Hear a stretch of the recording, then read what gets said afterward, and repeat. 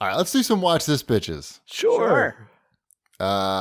Speaking of fuck 'em, so Todd Phillips says that you can't make comedies anymore because there's no funny comedies. I believe he actually used the term SJW, which I hate that term.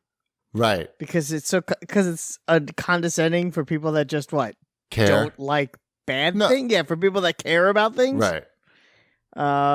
People that have compassion. Yeah. Or like morality. Yeah. I don't know. But to say that you can't make comedies or edgy comedies today, it's like crazy. I mean, there's a lot of hilarious shit that I'm watching all the time. Well, I was going to say it's the same week that he's saying that Taika Waititi released a trailer where he's playing Hitler.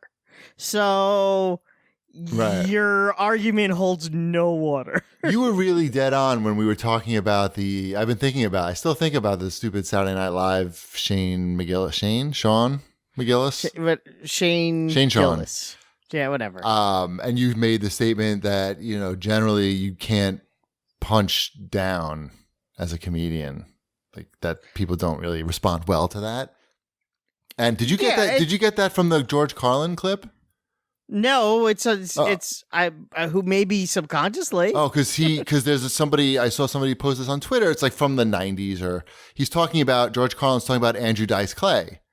Because he's on Larry King or something, and Larry asked him about Andrew Dice Clay, and he said, like, the thing about Andrew Dice Clay is that traditionally comedians punch up. They make fun of politicians. They make fun of celebrities. They make fun of, millionaires and famous businessmen. But, they don't punch down. And that's what Andrew Dice Clay seems to be doing. And that's resonating with a group of people. And he goes on to say that he, supports his right to do that and everything. But that's traditionally just not how comedy works. It doesn't last. You're not going to be able to maintain by punching down.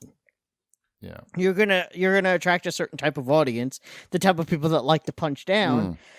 And that's not the type of audience, at least it's not the type of audience I would want. It's funny. You got to find that George Carlin clip because it was basically exactly what you said. I was like, wow. I was like, did he just lift this from George Carlin? And I did not. No, I'm sure you did because you probably would have just mentioned. But it doesn't mean that I may never have heard it in my lifetime. I don't want to be so bold. Oh, it's just like a clip from Larry King, him talking about. Then I'm probably not. Yeah. I'm not a big Larry King watcher. Yeah. Anyway. Yeah. Mm-hmm. Yeah, but it's true. I mean, that's it's not a grandiose idea, I guess, in comedy. Right. If you're a comedy nerd, but just look at all the comedy stuff that's on Netflix. That's the different sketch comedy stuff. Like I think you should leave is so funny. Right, and it's all just wacky shit, and it's completely off the wall. But they're not making fun of Chinese people in it. No, and it's, yeah, exactly. Or, it's funny, the punching up, punching down thing, one of the examples I was thinking was like Pop Star. Have you ever seen that movie? I love that movie. I need to watch it. It's fairly recent, but that movie is literally just punching up. Yeah. It's 2 hours of making fun of the wealthiest, most spoiled people. Yeah. I think if you're going to punch down, you better be really sure of your material. You better be it better be like 100%. The problem with the other thing with punching down is you have to be aware that's what you're doing. And I mean, it's not pushing the envelope, it's getting a reaction. Yeah. And there's two different things, I guess. What do we do? We punch down. We attracted a specific type of audience. And it shows in the comments. Yes. What else we got here in Watch This Bitches? So that was about the Joker. That's the Joker. That was about the Joker. Are you guys going to see it this weekend? Oh, is it this never weekend? going to see that movie. Never? No. Does that look like something that I want to see? It's a good airplane movie. I do want to see it. I don't even want to have people know that I'm watching it. I don't know when I would go see it, but I do want to see it. I would watch it at home. I don't. Yeah. I feel like I know the entire plot of the movie, and it's not something that appeals to me at all. Right. Well, like, he starts off as a what guy do you have to learn who's about fairly that movie? normal guy, just a little troubled. He doesn't get along well with his mother. Right. And then he meets a girl that he thinks likes. Well. And that doesn't go well. He thinks that she likes him, and he makes a move, and he winds up getting embarrassed. His embarrassment turns to him going on a crime rampage, and probably murdering some people. Uh-huh. And then the movie is going to end with him walking down a subway hallway in the purple suit with the face makeup on. And then it's just going to say Joker, directed by Todd Phillips. The end. Right? That's the whole movie. That's right? the movie. Yeah. I think we've seen that movie like a few times before. It sounds quite familiar. At least 7. Right. It's like we've been there. It's N7. Yeah. It's been. It's yeah. Good. I'll watch it on an airplane. I'm good with that. Yep. I hope I didn't spoil a movie I haven't seen for you. Well, I wish Red Letter Media did a like one of their prediction movies for that. They'll probably do that, and you can watch it, and you can see if I was right. I just I'd watched rather watch one of these 6 other Harley Quinn movies that's coming out or something. I want to see the Harley Quinn movie. That looks like fun. Which one? I like the Black Canary one. That's the Birds of Prey. The trailer Birds came of out Prey. today. Okay, not the Suicide Squad 2. I want to see Suicide Squad 2 too. Two? Are those Yes. Harley Quinns in the same universe? I think so, because in the trailer for Birds of Prey, Black Canary is holding Harley Quinn's Suicide Squad bat. Is it the same actress in both? Yes, It is. Okay. it is Margot Robbie in all of it. Okay. She apparently very much enjoys playing Harley Quinn and is really into the character. And she has enough clout where she could say, I want to keep doing this. And I say more power to her because, why not? It's better than someone who hates playing that role, being forced to do it over and over and over again. So, good for her. While you're talking about those Black Canary in DC, I've been watching Titans season 2. Are you I caught up with that today on the train. It's not that strong, I would say. No, it isn't. It's not. It's not at all. I watch it with Mrs. Cheevy, and there's some the dialogue it's not great at times. Oh no! It's written by like an auto. It's like auto written. It's a computer. Auto complete. It's the auto complete Titan script. Right, and I was watching with Mrs. Cheevy, and it was just one particularly bad line was spoken, and I turned to look at Mrs. Cheevy just to see what her reaction was, and she was just sleeping. So I was like, "Yep, that pretty much sums it up so far." You know what you and your wife should watch? What's Because I'm that? sure you haven't seen any of it, but season 2 is just added to Netflix. It came out earlier this year. What's that? On one of those channels. I'm Sorry. It's a comedian, Andrea Savage. It's her sitcom. Oh, She plays a comedy writer, and her husband is Tom Everett Scott from That Thing You Do. And they're married, and they live in Los Angeles, and they have a daughter. And every funny improvised comedian in LA shows up as a character on that show. oh, okay. And it's really funny. But And I it's thought on comedy Netflix, was so you dead, can- though. Exactly. And you can watch it without commercials because it's on Netflix. That's my jam. And an episode's only like 20 minutes. That's what So I. That's it's like- perfect. That's actually it's really like- good because we're looking for 20-minute shows that fills Yeah, a it's- need for us.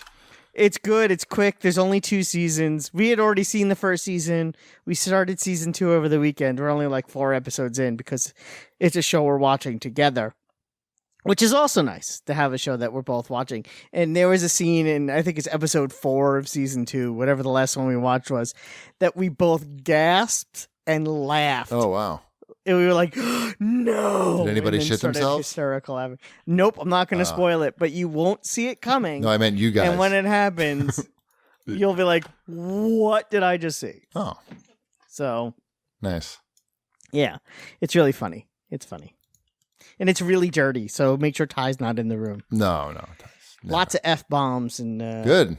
Yeah, That's good. it's adult comedy. You should watch it. You would enjoy Is there it. a lot of sex talk in that? It's all sex talk. Oh, good. I like that.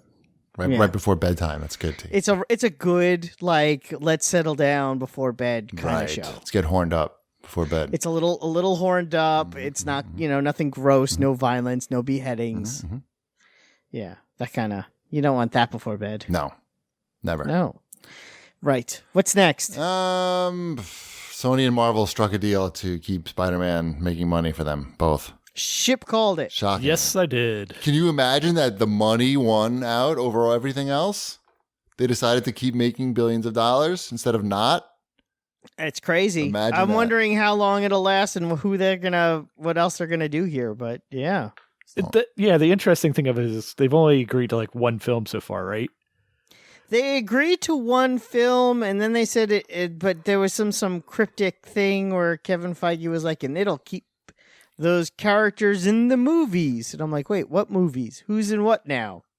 Yeah. So The thing that worries me about that is basically it sounds like they're going to be reevaluating it on a per movie basis and renegotiating, which both sides will purposely hold back stuff from The movies. financials. The financials will be. Well, not just the financials, but like storylines. Like yeah, You're- and you're gonna like hold back stuff that you're not sure if you want to Right. put in that movie or not. because there was the rumor was that Spider-Man was supposed to be in Doctor Strange. Like that was Which the makes rumor. sense. Yes, it makes perfect sense. So, does that mean that Spider-Man is now back in Doctor Strange? Did they already write him out? Because I feel like they already started filming that. I don't know. So, interesting. Very interesting. Mhm. Glad he's back though. Me too. And Chibi, I wanted to ask you this. Speaking of Kevin Feige and the MCU, Kevin Feige's taking over Star Wars. Does that do anything for you, or is I don't even know who just that. like- I don't know who that guy is. What does he do? What's He is the Svengali behind all of the Marvel Cinematic Universe. He's the producer of all the movies, and he basically has final say on what happens where. Oh, I'm just against the current iteration of Star Wars. I haven't seen anything good come out of the current iteration of Star Wars. I like the first one, The Force I don't Awakens. like any It's of a good them. movie. They're all bad. The first Force I'm- Awakens is a good movie. My mind is open. If somebody else is going to come in and take over stuff, my mind is open. It's a different story. It doesn't have the current characters in it. I mean, even if it does have the current characters in it, that's fine. Like, it's not like I dislike the current characters. I just sort of dislike the writing and the story and everything and what the characters do in the story. But I'm not like so sour on Star Wars that I'm just like turned off by anything that says Star Wars. Most of the products I am like that you'd see in a Bed Bath and Beyond, but you know what I'm saying. I don't, but that's cool. I would watch a Star Wars movie I would too. Yeah, I could be convinced.